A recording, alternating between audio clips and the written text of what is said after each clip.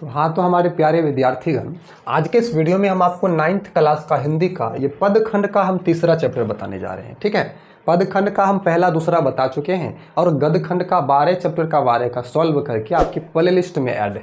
इसमें हम जानेंगे तीसरा चैप्टर, जिस चैप्टर का नाम है गुरु गोविंद सिंह के पद। गुरु गोविंद सिंह जी के कुछ पद हैं, उनको समझेंगे। बहुत ही अच्छा है, समझाया गया है, सभी का अर्थ आपको बताने वाले हैं। आप हमारे पिछले वीडियो को देखे होंगे तो आपको पता होगा। उसके बाद इस चैप्टर का सारा प्रश्न उत्तर करने वाले हैं। तो लाइक करके सब्सक्राइब कर लीजिए, और सब्सक्राइब इसलिए भी कीजिए ताकि आपका सारा सिलेबस हम खत्म करने वाले हैं आपके इसी चैनल पर। प्ले लिस्ट आपको बार बार कहते हैं, आप जरूर चेक कीजिए, उसमें बहुत जरूरी का आपके काम का चीज़ मिलेगा। ये गोधूली भाग 1 है 9th क्लास का, ध्यान दीजिएगा। आपका चैप्टर शुरू होता है गुरु गोविंद सिंह के पद, तो लेखक भी इनका गुरु गोविंद सिंह जी हैं। ठीक है, अब ध्यान दीजिए, शुरू करते हैं। ध्यान दीजिए, देखिए, अब कवि कहते हैं को भयो मुंडिया सन्यासी, को भयो मुंडिया सन्यासी, को जोगी भयो, को ब्रह्मचारी, को जतियन मानवो, हिंदू तुरक को रफजी, इमाम साफी, मानव की जात सब एक ही पहचानबो। अब कवि क्या कहते हैं कि को भयो मुंडिया सन्यासी, मतलब कि इस समाज में, इस धरती पर अपने को कोई मुंडित सिर वाला सन्यासी, सिर छिला कर कहते हैं ना हम सन्यासी हैं। को जोगी भयो, तो कोई कहता है कि हम जोगी हैं। को ब्रह्मचारी, तो कोई कहता है कि हम ब्रह्मचारी हैं। को जतियन मानवो, तो कोई यति है। ठीक है, हिंदू तुरक, को रफजी, इमाम साफी, तो कोई कहता है कि हम हिंदू हैं, कोई कहता है कि हम तुर्क हैं। कोई अपने स्वामी को पीड़ित देखकर भागने वाला है, मतलब अपने मालिक को सुख के समय में साथ रहता है लेकिन कष्ट के समय में छोड़कर भाग जाता है। तो अपने को धर्म गुरु कहता है कि हम धर्म का गुरु हैं। ठीक है, मानस की जात सब एक ही पहचान वो, परंतु लेकिन इन सारे भेदों के बावजूद वह मूल रूप से मनुष्य है। अब देखिए, समझिएगा, हम समझाते हैं आपको, ध्यान दीजिएगा। कभी कहते हैं कोई भयो, को भयो मुंडिया सन्यासी, को जोगी भयो, कोई ब्रह्मचारी, को जतियन मानवो, हिंदू तुरक, को राफजी, इमाम, मानस की जात सबे एक एक। कभी कहते हैं कि कोई अपने आप को ब्रह्मचारी कहता है, मुंडित सर वाले सन्यासी कहता है, कोई जोगू कहता है, कोई ब्रह्मचारी कहता है, लेकिन हिंदू मुस्लिम रफजी इमाम अलग अलग बातें कहता है, परंतु मनुष्य की जात एक ही है, मनुष्य, और उनका एक ही पहचान है, मनुष्य, और सब पहले क्या है, मनुष्य है। ठीक है, आगे है करता करीम सोई रजक रहीम वही, करता करीम सोई राजक रहीम वही, दूसरा न भेद कोई भूल भरम मानो। कभी कहते हैं कि राम एवं रहीम दोनों एक ही है, राम और रहीम दोनों एक ही है, उन्हें एक दूसरे से भिन्न अलग मानना सर्वथा भूल या भ्रम है। यह आपकी भूल है कि आप उन्हें अलग मान रहे हैं। राम और रहीम एक ही है, एक ही सेब सभी को गुरुदेव एक, एक ही स्वरूप सब एक ही जीत जानो। अब कवि कहते हैं कि सारा संसार एक ही गुरु रूप भगवान की आराधना या सेवा करता है। सारा संसार एक ही गुरु रूप भगवान की आराधना या सेवा करता है, अतः सबका रूप एक समान है तथा एक ही प्रकाश से सभी प्रकाशवान है, एक ही प्रकाश में सभी प्रकाशवान है। जैसे एक आग ते कनुका कोट आग उठे। देखिए, अगली पंक्ति है कि जैसे एक आग ते कनुका कोट आग उठे, न्यारे न्यारे कई फेरी आग में मिलाएंगे। अब यहाँ पर समझिएगा इसका मतलब। कभी कहते हैं कि जिस प्रकार आग के छोटे छोटे से करोड़ों आग के कण उत्पन्न हो जाते हैं। अब आग लगते हुए आप देखते ही होइएगा, तो छोटे छोटे कण से क्या होता है, बहुत बड़ा आग लग जाता है। आग के छोटे छोटे कण से, वही कहते हैं जैसे एक आग पे कणों का कोट आग उठे, कि जिस प्रकार आग के छोटे छोटे कण से करोड़ों आग के कण उत्पन्न हो जाते हैं। न्यारे न्यारे कई फेरी आग में मिलाएंगे। अब बोल रहा है लेकिन अलग अलग होते हुए भी, ये आग के कण अलग अलग होते हुए भी पुनः उसी आग में मिल जाते हैं, मतलब जहाँ से उसकी उत्पत्ति होती है वहीं पर वे ख़त्म हो जाते हैं। ठीक है, जहाँ से उसकी उत्पत्ति होती है वहीं पर वो आग फिर से मिल करके ख़त्म हो जाते हैं। ठीक है, अगली पंक्ति है जैसे एक धूर ते अनेक धूर धुरत है। अब देखिए, समझिएगा, जैसे एक धूर ते अनेक धूर धुरत है, धूर के कणु का फेर धूर ही समाहिंगे। अब इसका मतलब होगा कि एक ही धूल के कण अनेक खंडों में विभक्त होने के बाद पुनः मिट्टी का रूप धारण कर लेते। जैसे धूल देखते होइएगा, धूल कण होता है, एक एक कण मिल करके बहुत सारा धूल का कण उड़ते रहता है, लेकिन अंततः वो सारा धूल मिल करके मिट्टी का स्वरूप कर लेता है। उसी प्रकार अब बोला जैसे एक नद ते तरंग कोट उपजत है, पान के तरंग सब पान ही कहेंगे। अब इसका भी मतलब समझिए कि जैसे नदी या समुद्र में लहरें अलग अलग दिखाई देता है, लहर उठता है ना तो लहरें अलग अलग दिखाई देता है, जैसे एक नदते तरंग कोट उपजत है, मतलब करोड़ों तरंग जो है उठती है लहर की और अलग अलग दिखाई देता है। पान के तरंग सब पान ही कहाएंगे, मतलब लेकिन सभी लहरें एक ही जल से उठती है और उसको हम लोग जल ही कहेंगे। मतलब इतना पानी का जो तरंग उठता है परंतु हम सभी को पानी का तरंग ही कहेंगे। अब कवि समझाने की कोशिश क्या कर रहे हैं, आगे समझते हैं। तैसे विश्व स्वरूप ते अभूत भूत प्रकट होई ताही ते उपज सबे ताही में समाहिंगे।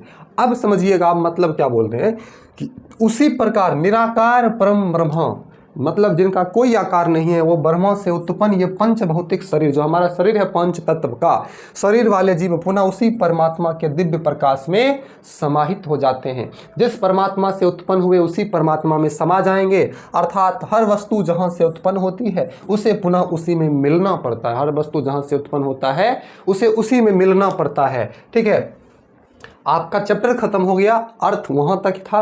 बस अब आगे बढ़ते हैं इसके प्रश्न उत्तर पर। ध्यान दीजिएगा, मात्र 4 गो प्रश्न था तो ध्यान दीजिएगा। देखिए, ईश्वर ने मनुष्य को सर्वोत्तम कृति के रूप में रचा है। कवि के अनुसार मनुष्य वस्तुतः एक ही ईश्वर की संतान है, उसे खेमों में बांटना उचित नहीं है। इस क्रम में उन्होंने किन उदाहरणों का प्रयोग किया? देखिए इसका उत्तर, गुरु गोविंद सिंह जी ने ईश्वर और मनुष्य के बीच के अटूट संबंधों को गंभीर रूप से चित्रित किया। अटूट संबंध का मतलब हुआ नहीं टूटने वाले संबंध को गंभीर रूप से चित्रित किया। सभी सृष्टि एक ही परमात्मा के अंश से निर्मित है। ये जो दुनिया है, सृष्टि है, एक ही परमात्मा से उत्पन्न हुआ, एक ही ईश्वर सेवा के योग्य है, एक ही भगवान सेवा के योग्य है, एक ही गुरु रूप है, गुरु का एक ही रूप है और एक ही उसका स्वरूप है। ठीक है, एक ही ज्योति की सभी प्रभा किरणें, जितनी किरणें हैं सभी एक ही ज्योति का है। इस प्रकार प्रथम काव्य पंक्तियों में ईश्वर के स्वरूप और महत्ता की व्याख्या की है। दूसरी काव्य पंक्तियों में कवि ने ईश्वर के विश्व रूप की व्याख्या की है। सारा संसार तो उसी विश्व रूप का अंश है, सबकी उत्पत्ति उसी विश्व स्वरूप परमात्मा से हुई है। उसी विश्व का जो स्वरूप है परमात्मा उसी से हुआ है और सब उसी में तिरोहित हो जाते हैं, उसी में समाहित हो जाते हैं, मिल जाते हैं। सृष्टि का मूल आधार परमात्मा ही है, उससे प्रकाशित होकर उसी में लीन होकर नश्वर जीव अपने को ब्रह्म में लीन कर लेता है। नश्वर जीव मतलब नाश होने वाले जो हम सजीव हैं, हम उसी में फिर से मिल जाते हैं। ठीक है, कवि ने मानवीय संवेदना को मनुष्यता के किस डोर में बांधे रखने की बात की है? मानवीय संवेदना को मनुष्यता के किस डोर में बांधे रखने की बात की है? देखिए, गुरु गोविंद सिंह जी कहते हैं कि कोई हिंदू हो चाहे तुर्क हो, कोई राफजी हो चाहे इमाम हो, मतलब अलग अलग धर्म है, कोई साफी हो, सब में कोई अंतर नहीं है। यह केवल शब्द जाल का भ्रम है। मतलब हम बोलते हैं कि राम है, रहीम है, ये है, वो है, लेकिन ये शब्द मात्र है, शब्द मात्र है। सत्य बात तो कुछ और ही है। मनुष्य की जात एक ही है, सबकी पहचान एक ही है। अतः मानव मानव में भेद विभेद करना या मानना मूर्खता है। ठीक है, गुरु गोविंद सिंह जी कहते हैं कि जो कृपा करने वाला यानी भगवान है वही सब कुछ करता है। उसी की प्रेरणा से राजा और रहीम भी कार्य संपादित करते हैं। दूसरा कोई भी भेद नहीं है जिसके पीछे भूलवश भ्रम पाला जाए। जो लोग भ्रम पालते हैं दूसरा कोई नहीं है। तीसरा प्रश्न है, गुरु गोविंद सिंह के इन भक्ति पदों के माध्यम से सामाजिक कलह और भेदभाव को कम किया जा सकता है। सामाजिक झगड़ा को, इससे होने वाले जो भेदभाव होता है, इसको क्या किया जा सकता है? कम किया जा सकता है। ठीक है, पठित पाठ के पठित पद से उदाहरण देकर समझाइए। देखिए, गुरु गोविंद सिंह जी ने जाति पाति के भ्रम को दूर कर, अब जाति पाति के भ्रम को दूर कर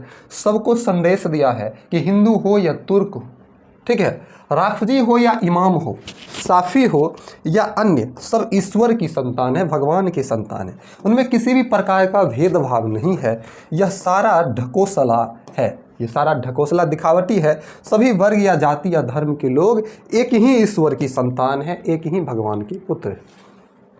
चौथा है, भाव स्पष्ट करे। कौन नंबर का है? ध्यान दीजिए। तैसे विश्व स्वरूप ते अभूत भूत प्रकट होई ताही ते उपज सबे ताही में समाहिंगे। अब देखिए, प्रस्तुत पंक्तियां गुरु गोविंद सिंह जी के 2 छंद काव्य पाठ से ली गई है।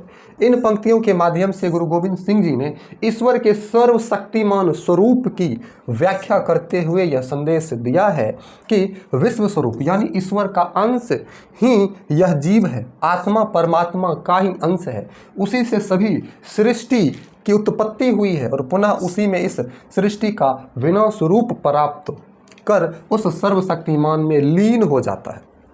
यहाँ कवि ने भौतिक जगत की नश्वरता पर प्रकाश डालते हुए ईश्वरीय सत्ता की महत्ता को सिद्ध किया है। ईश्वर का ही सब शासन है, ईश्वर में ही सब मिल जाएगा, वही बताए।